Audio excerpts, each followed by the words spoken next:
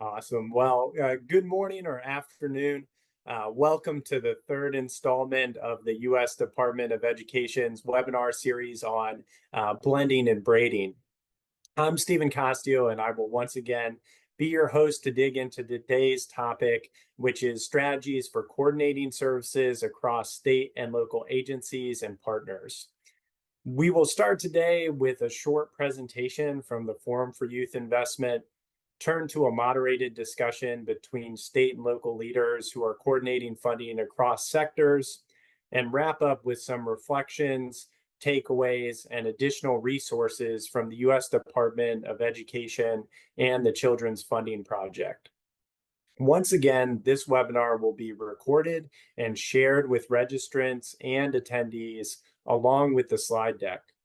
We are still working on getting you all the second webinar, but I promise that it's coming. In the meantime, you can find our first webinar on the U.S. Department of Education's YouTube page or our Promise Neighborhood website, where over 500 people have already viewed the recording, and we can share that in the chat.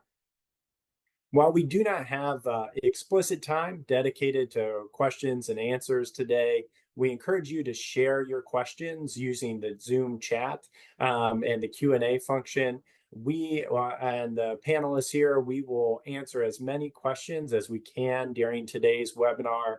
And I will provide each speaker's email at the end of this presentation so you can follow up with each of them with any additional questions that you have.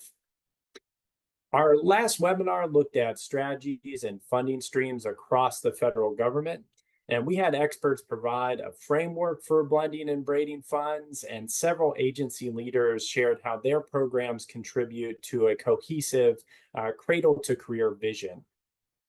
Today, I'm excited to look at ways to coordinate funds through formal structures such as memorandums of understanding, youth roundtables, and county level partnerships. To kick us off today, I'm going to turn it over to someone who's looked deeply into one particular strategy to coordinate services, and that is children's cabinets. And so I'm really pleased and excited to welcome the Vice President for State Policy at the Forum for Youth Investment, Megan McCann.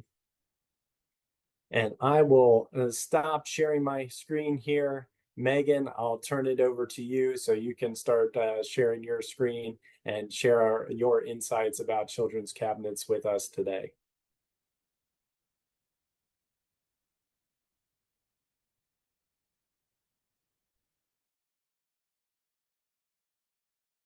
Great. Thank you, Stephen, and thank you for having us. On this webinar, we're really excited to talk about children's cabinets across the country. We at the Forum, since about 2004, have done a lot of tracking and surveying of children's cabinets across the country and have disseminated some resources that I'll put in the chat after I present on children's cabinets. So we'll just do a quick overview, and then I really want to turn it over to our great state and local experts who have the real important conversation for us. So as of now, within the network, we have 28 states with a children's cabinet or coordinating body.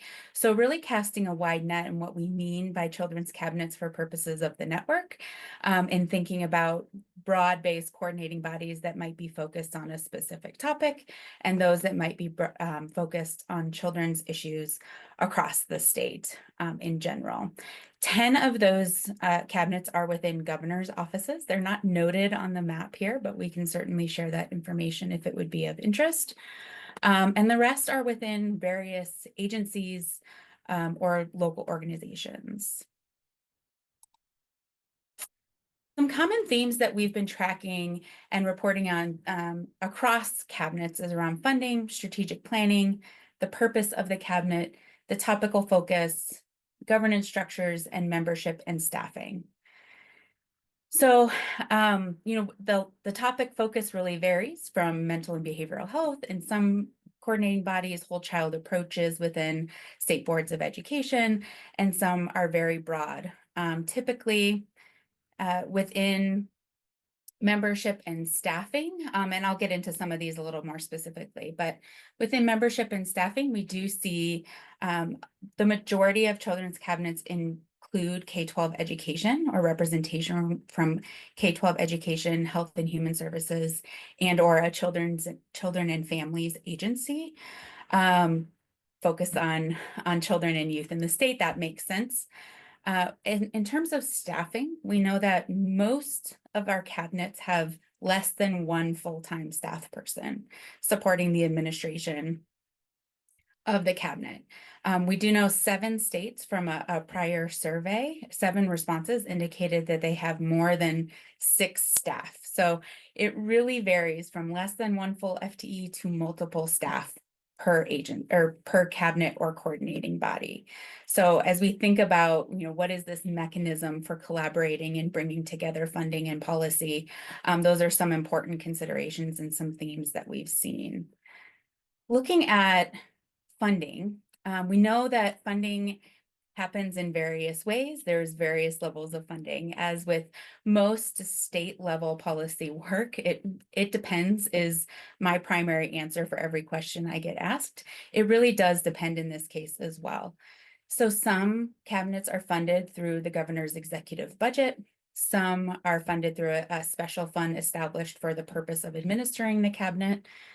And others are funding to an agency as the fiscal agent for the cabinet or the administrative agent for the cabinet as well. So we have a couple examples there that I can share offline, but the funding of these cabinets and what it takes to administer the cabinet really varies. And that really depends on what the purpose of those cabinets are. So we know that the purpose of cabinets can really vary from a coordination, information sharing entity where they come together on a regular basis to share what's going on across agencies, to try to create some of those connections and alignment, to very specific goals and policy recommendations. And that's where the strategic planning comes in. So most of our governor's children's cabinets, those 10 cabinets that are in governor's offices, have a strategic plan. So some sort of vision for what the cabinet will do or what policies they will move. Across all coordinating bodies, those strategic plans or what they do really varies. Again, it depends. A couple of examples, though, I wanted to uplift are Indiana and Maine. Indiana is the Commission to Improve the Status of Children in Indiana. That's their board. And it's a unique setup, governance model, where it is owned by the 3 branches of government and staffing moves between the 3 branches, and it sits within one of those branches and moves every 2 years. So it's really interesting in the way it's brought together. And their strategic plan is around 4 strategic goals with objectives outlined within each. I won't go through all of those. I can put a link in the chat or if you have questions on what those are. And then Maine is very similar. It is housed in the governor's office, but they have a strategic plan over multiple years that are really higher level vision goals of ensuring that all Maine children enter kindergarten prepared to succeed, and that all Maine youth enter adulthood healthy and connected to workforce and or education. And so within those higher level vision and strategic goals, there are obviously activities and things within each. So again, we can share some more information about what strategic plans look like across the board at a later date or offline. And lastly, I want to highlight this resource. I will put it in the chat after I finish presenting. But it is a kind of a guide, a discussion guide for state leaders thinking about developing a cabinet. So in the spirit of, if you want to go fast, go alone. If you want to go far, go together. And the Forum for Youth Investment's commitment to really looking at that cross-system work and the value of cross-system coordination. This tool is a really great discussion guide that we've used. We are working with a state children's cabinet at the moment to do strategic planning facilitation, really looking at their vision, mission, strategic goals, what their structure and authority looks like in the state, and what communication looks like amongst themselves and with the public and with other state agencies. And so this is a tool that asks some really big questions that even if there is an established cabinet, they're important to ask and make sure that you're clear on. But if you don't have a cabinet or a coordinating body, this can be a great tool to starting one and to really thinking about what it means to have a strong and sustainable children's cabinet. And it is certainly something that the Forum for Youth Investment and the Children's Cabinet Network is here to support you with. So if that's something that you're interested in, please reach out. And we are more than happy to help with that. So in that spirit, there's my email. Please use it liberally, where I'm more than happy to talk about any of the things that I shared, share any additional materials, or have a conversation about supporting your cabinet moving forward. So I'll hand it back over to Stephen to get our panel started and to hear from some really excellent state and local leaders. Yeah, thank you so much. I really appreciate that, Megan. I think having those resources that you shared are so valuable, and I'm glad that you presented a few different ways that folks can follow up with you to get more information. I think the resources that you and your colleagues have put together at the Forum for Youth Investment are really well aligned to the goals that we're trying to achieve with this series of providing examples like the ones you shared and really putting concretely not just what this looks like in concept, but what it looks like in reality. And I'm really excited to have that overview of places that are formally coordinating funding towards a common purpose and some concrete examples to build on. To give us a more in-depth view of what children's cabinets and other coordinated approaches to funding look like, I'm so glad to introduce our next set of speakers. Each one has braided funding and brought in partners in truly admirable ways. So please welcome to the webinar our moderator, Jose Munoz, who's the president at the Education Commission of the States. He's a longtime friend of the Department of Education and the full service community school and promise neighborhood programs in particular, especially during his time as director of the Coalition for Community Schools. We also have Stephanie Hodgkinson, who's the policy director for the Governor's Children Cabinet in Minnesota, who brings a unique knowledge related to managing interagency budgets, fiscal mapping, and connecting with early childhood education programs. We also have Moses Valle Palacios, who's the policy director for Maryland's Governor's Office for Children, and he's helping align efforts of multiple state agencies serving children and youth.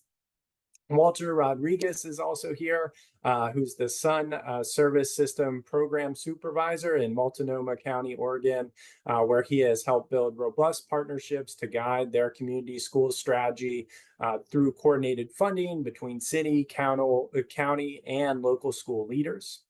And Hillary Marcella, who's the Chief Planning Officer at the Allegheny County Department of Human Services in Pittsburgh, Pennsylvania. And she brings an in-depth understanding of multiple funding streams, including Medicaid, and expertise on how to coordinate services across an impressive 400 service providers and vendors. So really great to have this wealth of knowledge on the screen here. And Jose, I'll turn it over to you. Really appreciate it, Stephen. Hello, welcome everybody. Again, Jose Munoz, I'm president of Education Commission of the States. I really appreciate this time I have to be on this very distinguished panel we have with. So as a husband and father of 5, I've been blending and braiding funding for my entire life, but where I got my professional chops, most people may recognize, is over in Albuquerque, New Mexico.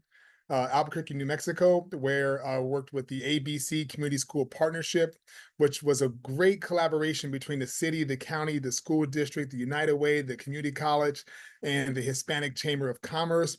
We modeled and patterned ourselves off of one of our panelists' work here, the Sun School System, which Walter Rodriguez will be talking about. But we also began to blend with a state and later on the federal government, what that looked like over time. What they look like over time, we start off with one community school in 2007, which now, I believe now there are over 70. Most of the funding, if not all of it, is blended and braided with local funding with little sprinkles of salt and pepper from the state and the federal government as well. So I'd love to share that experience love to share what that experience is all. But what we're hoping to do for you all is to take some practical steps on how you could blend in braid funding. And I want to thank Megan for bringing up the structure piece, but she also mentioned there's vision, there's values, and there's functions and form. And we have some great panelists here today that we're going to dig into a conversation, and hope you all can participate in that as well.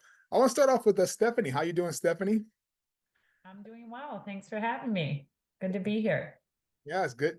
Good to have you again. Again, for all those, Stephanie is the policy director for the Minnesota's Governor's Children's Cabinet. Megan talked about Children's Cabinet. Stephanie, if you would, could you kind of describe to us the Minnesota's Children's Cabinet and what it looks like to bring together the partners across your state agencies? Yeah, so in Minnesota, we have a robust children's cabinet that is centered around Governor Walz and Lieutenant Governor Flanagan's vision that their vision that they've created for their administration is that Minnesota is the best state in the country to raise a child. And so the children's cabinet coordination and alignment is a key part of that. And in Minnesota, our children's cabinet was founded in the early 90s by Governor Arne Carlson, and it was created in statute, a pretty simple statute that has 10 agencies included and directs those agencies to coordinate around children and family issues identified. And that statute has been the basis for various structures and approaches by governors since Arne Carlson launched the cabinet. And under Governor Walz and Lieutenant Governor Flanagan, they have the 10 agencies that are in statute, and now 12 additional in Minnesota. Another thing we've done in very recently, actually in July, our new Department of Children, Youth, and Families was launched, which was part of this work to center children, youth, and families in our government systems. And so they're part, we now have 22 state agencies in our cabinet. And the governor wanted to take a robust whole family, whole system approach. So nearly all of our state agencies participate. And what it means for a state agency to participate is their commissioner is a part of this cabinet, and the governor and lieutenant governor co-chair the cabinet. And then they have a designee, typically someone on their leadership team that participates in a senior leadership team structure that we meet regularly as a group, as well as issues arise, and on key priorities that have been identified through engagement and data and research informed. And so those key issues right now that we're prioritizing, I'm sure many of you are hearing about them in your states too, mental health, access to affordable and accessible childcare and early education, and in particular also supporting the workforce, housing stability, and we have another interagency body that supports ending homelessness in the state, economic stability and child well-being, including food security, as well as infant and maternal health. And a couple other kind of groups that we have that convene to drive policy and program and practice. And so, and another important part of our structure is coordinating and aligning engagement and working with our partners and hearing directly from children and families about what the system can do better to improve their lives. And part of that is we have an advisory council, and that's two bodies: our state advisory council for early education and care, which I believe all states are required to have under the Head Start Act. And then we have a children's cabinet advisory council that we convene together. So that's essentially our structure. And through that structure, we've been able to provide a children's fiscal map that I'll probably talk a little bit more about, that demonstrates where we're spending resources, programs, as well as interagency budget development process, and kind of aligned strategies to distribute funding, listen to families, and make adjustments to programs and policies to improve their lives. I appreciate that. Actually, you really talked about the growth of other departments that are being inclusive in the children's cabinet. Sounds like it was kind of a methodical approach. Can you give it like a time frame, Stephanie, of how long did that, just the formation of the children's cabinet, the evolution, I should say, of the children's cabinet, about what was that time frame? How long did that take? Yeah. So it launched in statute in 93, I believe, 1992 or 93.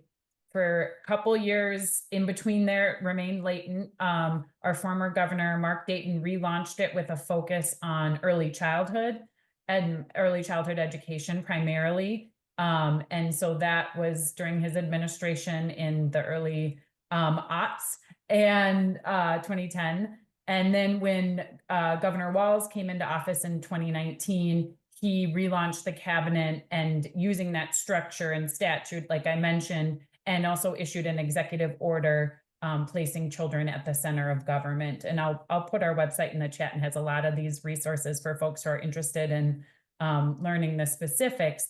And so right, that was very shortly after his administration. We did some kind of engagement, looking at other community needs assessments, listening to families, youth, advocates on how we should be structured and the priorities we should focus on. And again, those have, shifted some since 2019 as well, because we are continually listening. And so, and that leads us to today, where we're a very robust cabinet. In 2023, we, for the first time, we received an ongoing general fund appropriation to administer the cabinet and have staff. So we are funded and have some sustainability in the near future. And that same legislative session was a big moment for us in Minnesota, where we made more than $16 billion estimated investments in children and families. We created a robust, I think Colorado might have us beat now, but we had the highest child tax credit in the country, $17.50 per child. We created free universal school meals, so no child can go hungry at school. We created a nation-leading child care workforce compensation program, invested in our children's mental health system, et cetera. And so that kind of buildup of creating our structure, listening, coordinating, aligning, led to that moment of big investments and big progress for children and families. Great. And real quick again, remind me if I didn't catch it, how many staff are dedicated to the children's cabinet? We have 6 people on our team. Okay. So, and then yep. So it's a small and mighty team, and we work very closely with the staff at all the different agencies. And we it's really, children's cabinets are relationship focused. So building those relationships internally and with your internally in the state agencies and with your partners. And Minnesota is a county administered state, so our counties and tribes, as well as advocates and family organizations and families and youth themselves. Mm-hmm. Now, I appreciate it. I just want to give everybody the context that, one, it could take time. Sometimes there could be some interruptions, but it could be placed back up. It could come back up if there's some persistence in it. I heard you talk about a lot of focus as far as both times, as far as there was a goal, and that the staff size could matter according to the context of where you are in your evolution. Is that about right? Yep, we have had different, somewhat different staffing structures, but typically it's our director, and then me, I'm the policy director, and then we have 2 program managers that are dedicated to some of our key priority issues in our Governor's One Minnesota plan. So one person focuses on childcare, housing, and youth supports, and another person focuses on infant and maternal health, youth justice, and mental health. And then we have some staff that support the teams And Sounds very familiar. When I started off doing the place-based strategy in Albuquerque, I had all my staff did exactly what I told them because I was the only staff member. And so, so it was real easy then. And as the system evolved, and I want to stress that to people that sometimes this evolves. It's not a light switch. It's more of a dimmer sometimes. So if I could turn to Moses, doing some fantastic work over in Maryland. And again, everybody, Moses Valle Palacios is the policy director for the Maryland Governor's Office for Children. Moses, would you kind of share with us, describe what Maryland's Children's Cabinet, what it looks like, and then you all have some robust partnerships as well. I had a chance to work with with MOST, Maryland Out of School Time Network, and them facilitating a coalition for community schools throughout Maryland. But what does the Children's Cabinet look like, and how do you work with partners across your state agencies? Yeah, thanks, Jose. I'm very excited to talk about the work that we're doing here in Maryland. First a little bit of like context. Maryland has had a children's cabinet for a while, but it's sort of gone through some ebbs and flows, with administrative transitions. And with Governor Westmore's and like the Board Miller administration, he was really intentional about making fighting child poverty as the #1 priority for the state. Earlier this year, through an executive order, he sort of reestablished the Governor's Office for Children as a standalone interagency coordinating body. And as part of that executive order, sort of mandated our office to work and to lead the state's children's cabinet. And so following the executive order, later in the year, we passed the Enough Act of 2024, which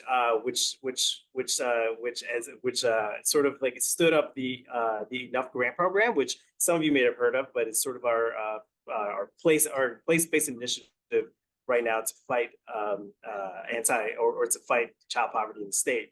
And so with that, also working with the Children's Cabinet, we sort of like have like our hands in many different pots right now. And I heard Stephanie talk about how this work is very relationship based, and that is absolutely true here in Maryland. Our Children's Cabinet is made up of 11 state agencies, and currently the way it's structured is that we meet just about every month to sort of strategize on anti-poverty efforts in the state.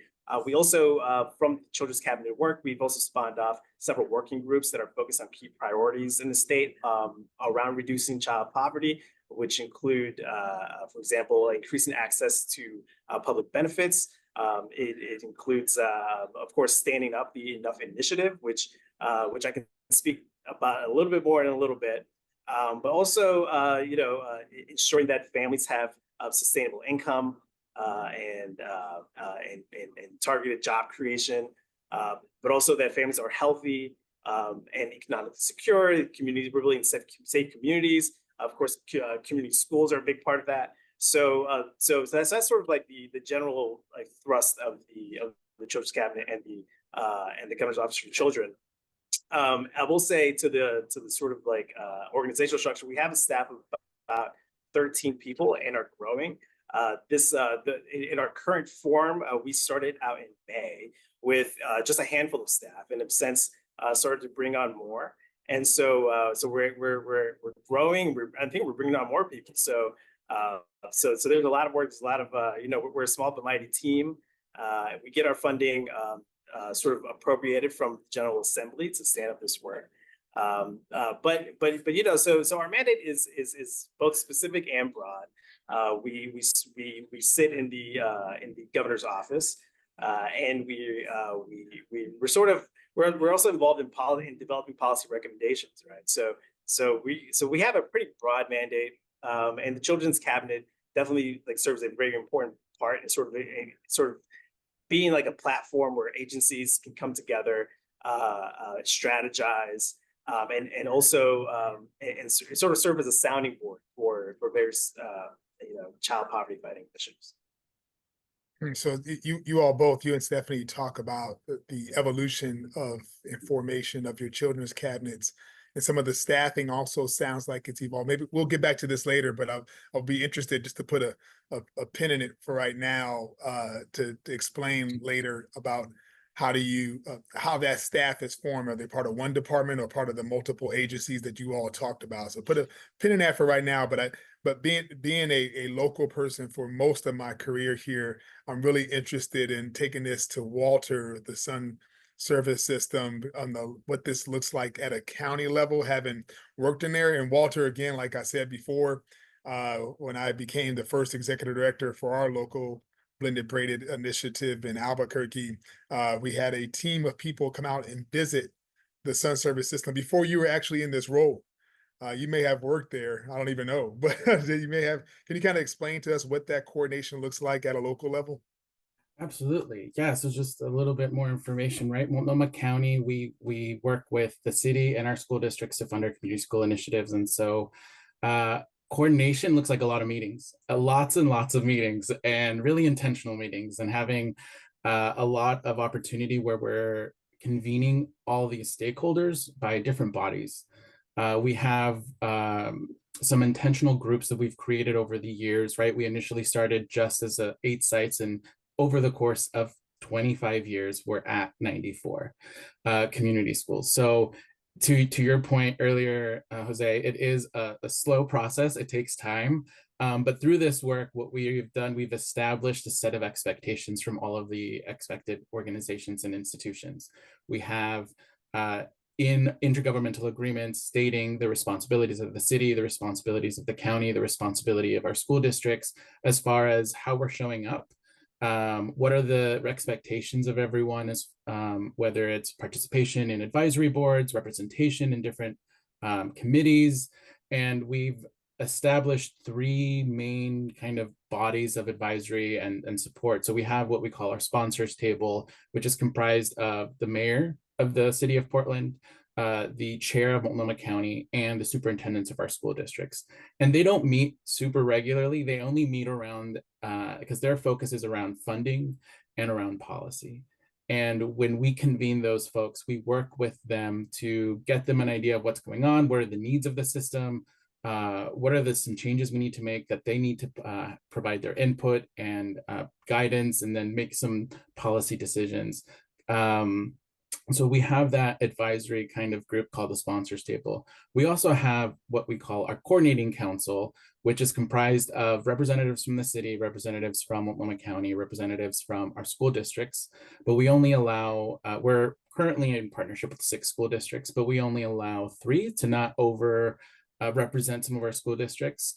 And each one of those representatives are talking to the other school districts. We also have representation from the contracted organizations that deliver the service, and representation from other institutions like the Oregon Department of Human Services, partners, and other organizations like United Way and All Hands Raised. So we bring in a lot of other organizations that also serve youth and families. And in that coordinating council, the purpose is to provide advisory. They're an advisory council. So they're the ones who are saying, these are the things that we need to do to change. And it's tied to that service coordination. What is the state doing to support families? And how do we supplement and support that within schools? What are the schools doing that the state is unaware of? So that's part of that work with the service coordination, is making sure we're convening these folks on a regular basis, and that there is meaning and intention around those meetings. Right? Like if you're only convening people to convene people, it's not going to be very effective. So you have to be very strategic and intentional when you're trying to bring people together. And then in the other part is that site-based school level partnership, right? Working with our school districts. And so we also convene the districts council. So it's comprised of all of our 6 school districts and representatives of those school districts to talk about what are the needs of the system overall that is pretty universal for all of the school districts. Obviously, we also meet individually with school districts to address any individual challenges or situations that are needed to improve the system, or just to highlight the successes. But in that districts council is where we're talking about, hey, what are the partners that you have in your building that are supporting mental health? What are the ways in which we have the school-based health clinics? How are we coordinating and working together? And then we also work around, because we are the county, we can, if we ever get, for example, additional federal funds from ARPA, we can coordinate with other entities like the city of Portland to figure out how much money they have, what are they doing to support families, and how do we also coordinate those services to be really intentional and really spread our reach. So I would say for service coordination, it's a lot of meetings, a lot of intentional meetings, and making sure that in order to have this type of intentionality, that you're having different responsibilities for different groups. Now, I really appreciate that. What I'm gathering from the first three of you had a chance to talk right now is that there is an evolution of the structure, which includes the staffing.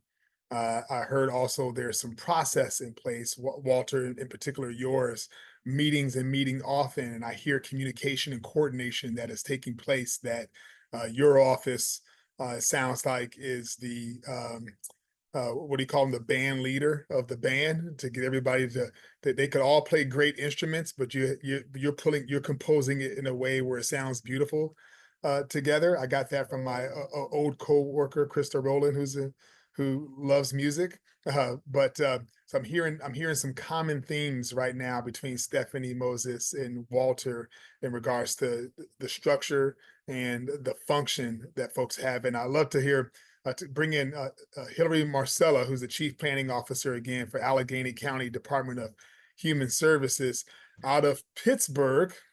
Favorite of that because our daughter is a school therapist in Pittsburgh in Allegheny County. So no pressure on you, Hillary, but if you could, a little bit different here. You have the Allegheny County's Department of Health Services, and so what makes that so unique in how it coordinates services across agencies?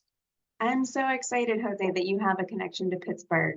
Yes. I'm a big fan of our city, and thanks to you and thanks to Stephen and the whole team hosting this webinar for having it. It's really valuable to hear so many important insights from the presenters and from my fellow panelists. So yes, like you said, my name is Hillary Marcella. I'm the Chief Planning Officer at Allegheny County Department of Human Services. I'll just provide a brief bit of organizational context before I answer your question. In Pennsylvania, like I heard Stephanie say about Minnesota, we are a county administered state. So we're a county operated Department of Human Services, even though we are primarily state and federally funded. And we're an integrated human services agency. I'm sure that's a familiar concept to folks. We combine administration, oversight, and funding, importantly, for multiple human services domains under one roof. So those program areas include mental health and substance use services, child welfare, aging, homelessness prevention and response, childcare and family support, supports for people with intellectual disability and autism. And I think probably some of the services that we fund that might be of special interest to this group include Head Start, out of school time, truancy intervention, student assistance programs, school-based community behavioral health teams. And Stephen mentioned at the beginning, we do that through contracted service providers. We have between 300 and 400 service providers that we partner with, ranging from really large hospital systems to small community-based organizations. So having provided maybe a little bit more context for my response, I would say that at the top of my list for what makes us unique, and there are a lot of ways to answer this. Actually, I heard Stephanie talk about sort of their incorporation of youth voice, and that's really important to us here in DHS too. But I think, top of my list is how we approach funding, our ability to braid funding and integrate funding across program areas, and our use of data. I think both of those facets of the DHS approach are really important to our ability to serve the whole child or the whole family or the whole person. So to talk a little bit about our track record for braiding and integrating funds across program areas. And I mentioned before, we are primarily state and federally funded. I heard someone earlier say it's different in every place. I'm sure it absolutely is. We've got a track record of, for example, funding evidence-based gun violence prevention programs by braiding federal DOJ grants with our state child welfare and juvenile probation funding. As another example, we're funding family-centered residential treatment facility for parents affected by substance use disorder through a pairing of our state child welfare funds and our Medicaid managed care program funds for behavioral health services. And another example would be our ability to use savings from our Medicaid managed care behavioral health program to expand the availability of rental assistance and housing support for people who are engaged in our county's continuum of care. That's the continuum that provides support for people experiencing homelessness. And then outside of braiding and integrating funds, I'd also want to name our integrated data warehouse, for which we are pretty well known. That combines client and service data from more than 20 sources, internal, external to DHS. We use that to, of course, evaluate our service impacts, knowing whether our services are meeting the needs of the community is really important. We're also using that data to prioritize resources to people who are most vulnerable or most in need. And also support real-time decision-making of frontline staff. We use our integrated data warehouse for tools that frontline staff can use to understand what services their clients are engaging in and what their history is. And I would just say, given the sort of theme of this webinar series, that in sharing those example successes, or what I consider successes of DHS, I would acknowledge that integrating funding and integrating data probably is made easier by our integrated organizational structure, but I don't think that needs to be a prerequisite to do those things. I think strong partnerships can stand in for an integrated organizational structure. I'm hearing a lot from my fellow panelists about strong partnerships that they've had and the mechanisms they're using to support those partnerships. And even where there is an integrated organizational structure to support braiding, blending of funds, and to support integrated data, like is the case here for us at DHS, strong partnerships are still really critical to our success in serving the whole child, the whole family, the whole person. I'm glad you've been emphasizing data quite a bit, because each of you all systems had to show some proof. A Joseism is typically nothing but chatter without the data. So you could have the great stories, and but you got to have some data as well too. If I could, Hillary, just stick with you for a minute. Can you kind of just explain Allegheny County's integrated data system, and how did that help you improve the ability to braid the funding you talked about? So we're talking about blended braided funding. One, you made a clarification several times about braided funding, which is from multiple sources for the same purpose. So how did the data system help with that? Sure. So to describe the data warehouse more broadly, it centralizes client and services data, like I said, from more than 20 sources. So that includes data that we as DHS collect in our own administration of human services. That's, claims for behavioral health services, case management data from our child welfare and homelessness systems. The data warehouse also centralizes data collected by other Allegheny County departments. So that would be housing authorities, the jail, probation office, health department, medical examiner, and also data collected by DHS partners with whom we maintain data sharing agreements. So an example of that, probably of interest to this group, would be our local school districts, Pittsburgh Public Schools being the biggest example. And for those who might be interested in how we establish data sharing agreements with partners like that, we have a reference document on our Allegheny Analytics website that describes the process we use to establish the agreement with Pittsburgh Public Schools in particular. And then we've used that same template for other organizations. So I'll drop a link into the chat to that explainer insofar as it's helpful for folks trying to do the same thing in other places. Yeah. So we do have this centralized repository of integrated data from multiple sources, and we're using it to support, to be clear, many things, including braiding funding, but also, care coordination. We have an application called Client View. I mentioned this before. It allows service providers to view person-level information about their clients, demographics, involvement in other DHS programs, data available from juvenile probation, Allegheny County Jail, local housing authorities, all those partners I named before. And importantly, Allegheny County residents are able to use that application to access their own data so that they can understand and manage their own care.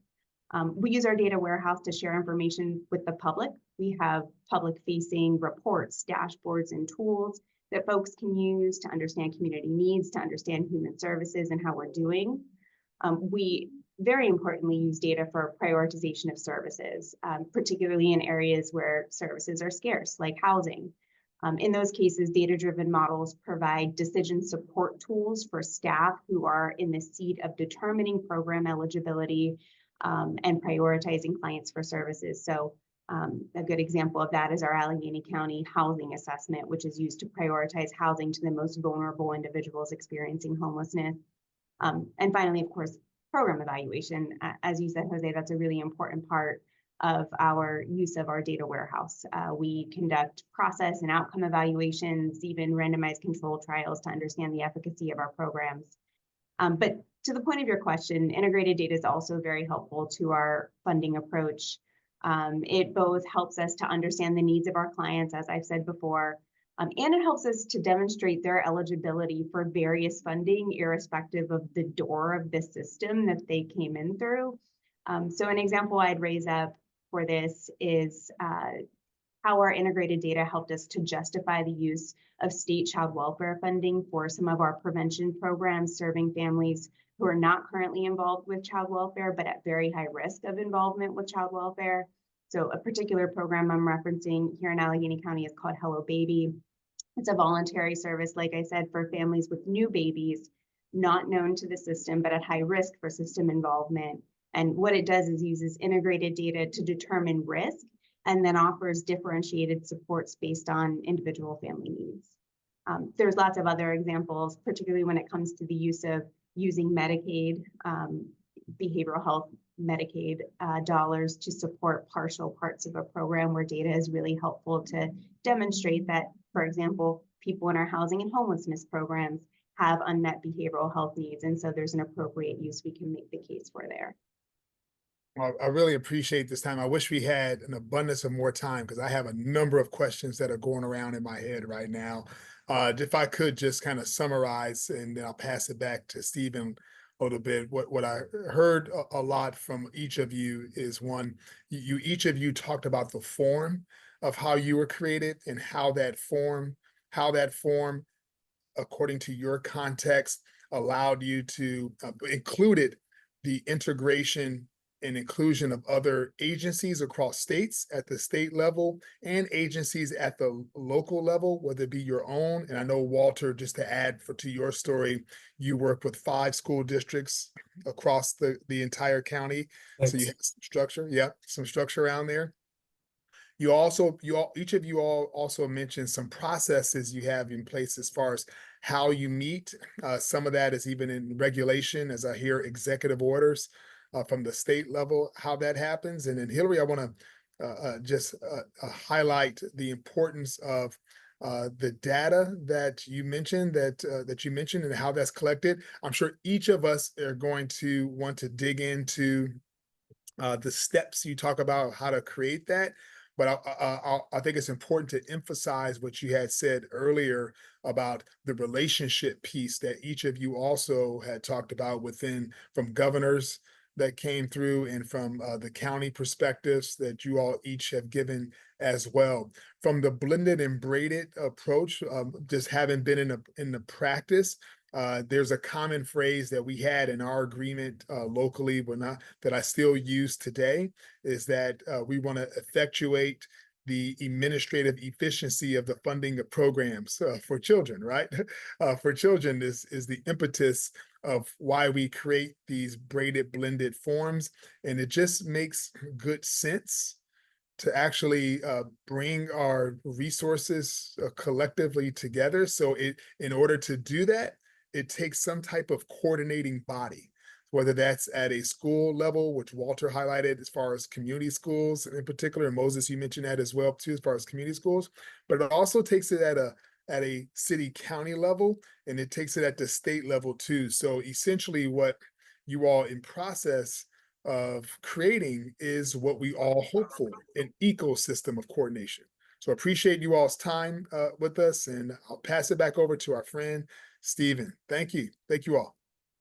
Yeah, well, thank you, Jose, and thank you to our panelists. But what a great discussion. I know we've got a lot of questions in the chat, so we'll keep trying to answer those. A lot of resources that folks shared, so I'm excited to have that exchange of information. And during the panel, we heard a little bit about the importance of coordination, and a lot of that often involves sharing data. And so our next speaker that we have, I'm excited that she's able to join us because she's going to be able to share one of those resources to really help us think about some of the more technical parts of doing this work of coordination. And so really excited to have the director of our grants policy office, the always helpful and insightful Jessica Ramakis. And Jessica, I'll turn it to you. Thank you very much, Stephen. Thank you for your kind introduction. It's a pleasure to be with you all today on such an important topic, and appreciate that this is a community of leaders who are doing so much for our young people and are trying to lead and grow collaboration in communities across the country. So thank you so much for your work.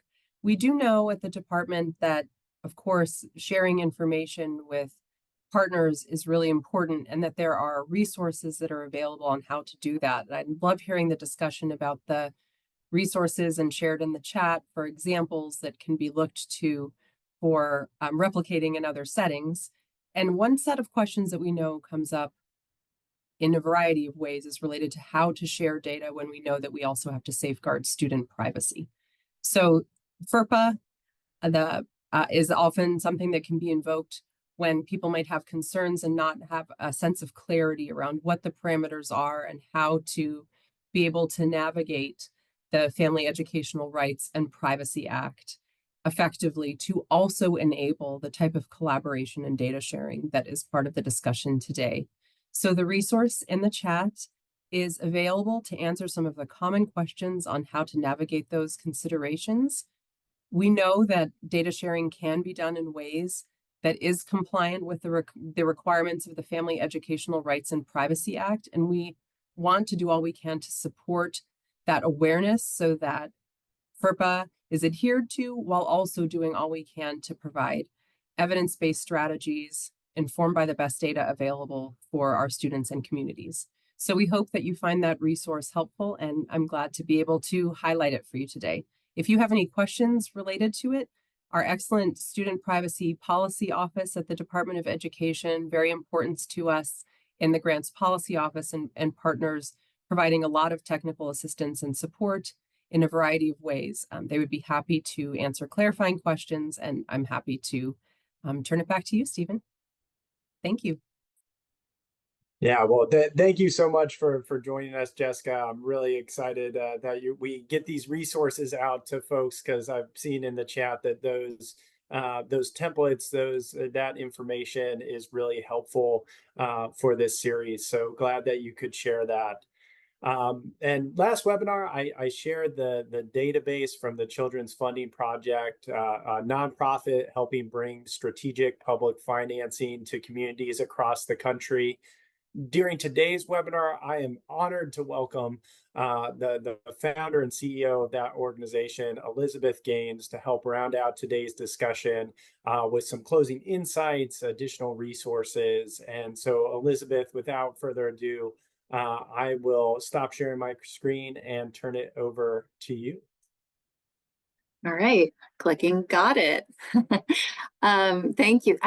I was really loving hearing all of those community examples. I did the math, and I started 20 years ago in Megan's position at the Forum for Youth Investment. So it's been a while, but was really involved in the Minnesota and the Maryland Governor's Children's Cabinets over time. And so hearing those examples and the other two community examples was really helpful. In that time working with children's cabinets, I would just say that what I ended up boiling this work down to is, if we don't find better ways to strengthen and align the people, the data, and the money, in our systems to support children and youth in whatever form that takes. If it's a children's cabinet, collective impact partnership, a cradle to career network, community school model, I don't really care anymore what it is. It's really about how do we get the people together to really look at the comprehensive data and then start to make a plan for securing the right resources to do this.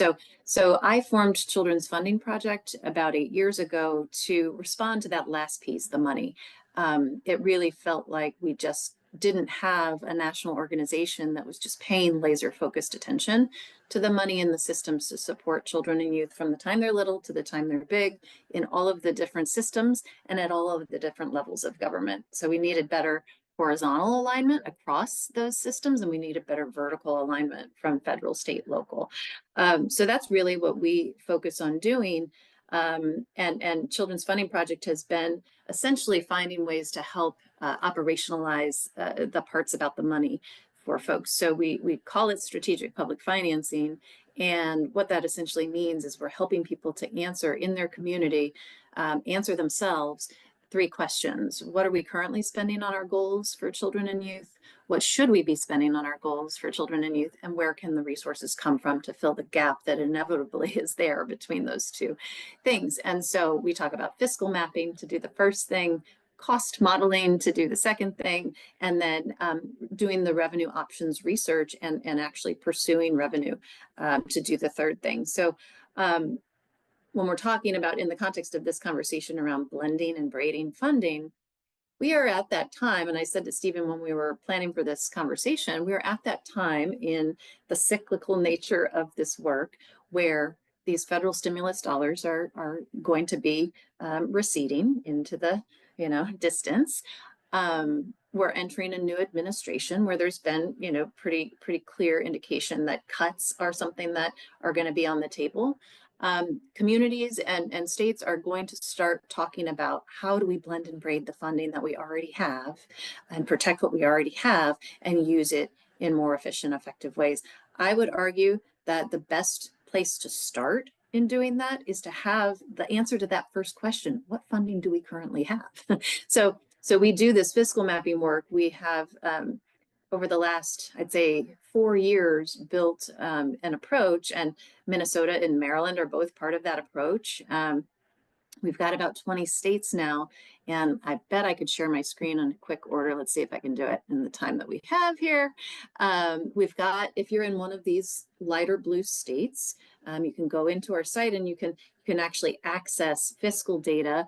I pulled something up that is a more detailed look that we did with Nebraska using their fiscal data that we collected to really understand the funding streams that support or could support community schools in Nebraska. I've heard folks talking about community schools here today, so I thought this would be relevant. But what are those, funding streams that Nebraska has access to that support the different pillars of a community schools approach? So you can go in here and you can really start to understand that. I believe that if you're going to blend and braid funding, the first step is understanding the characteristics of some of those funding streams so that whether things like eligibility requirements, reporting requirements, all the data stuff too that Hillary was talking about is so super important, because if we don't have a handle on those things, we're going to be trying to, put round pegs and square holes, reverse that, and it's not going to work. So I think that, there's this crunch is coming, and we need to calmly look at the things that we have and see whether there's places where, okay, let's look at the family and community engagement funding streams that we have in Nebraska that could support the goals that we have for our kids, and think about, have all the various agencies that support these funding streams been pulled together to talk about how do we do family and community engagement in this state?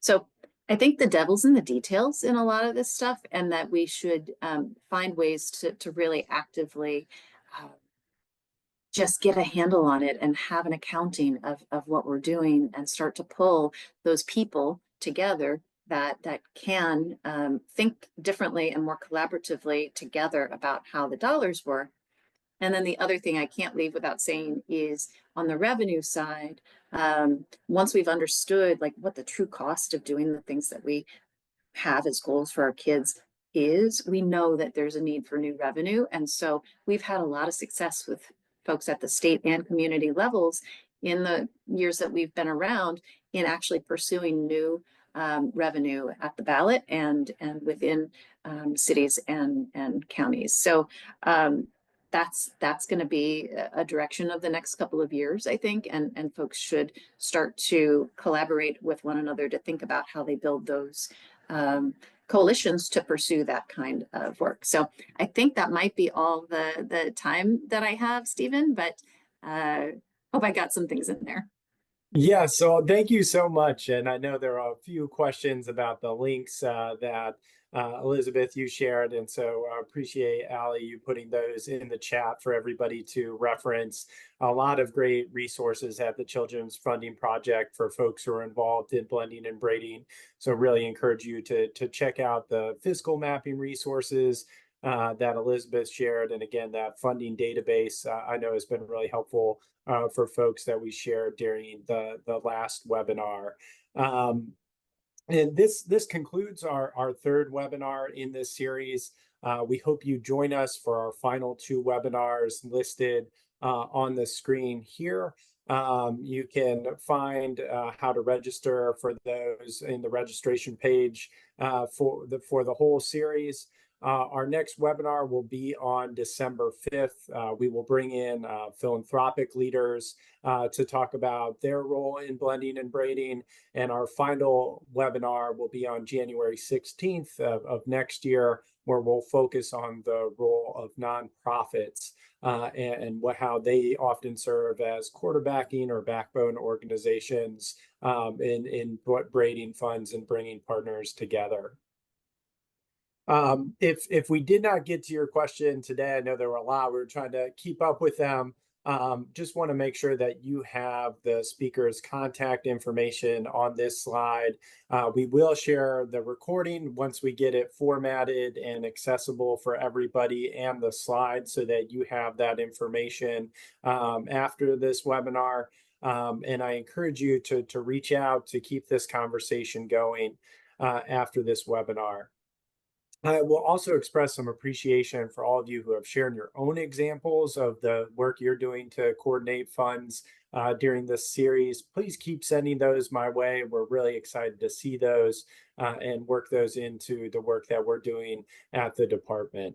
And on behalf of everybody here, the Department of Education and our co-sponsors at the White House, thanks again for joining us today, and we look forward to seeing you next time. Bye-bye.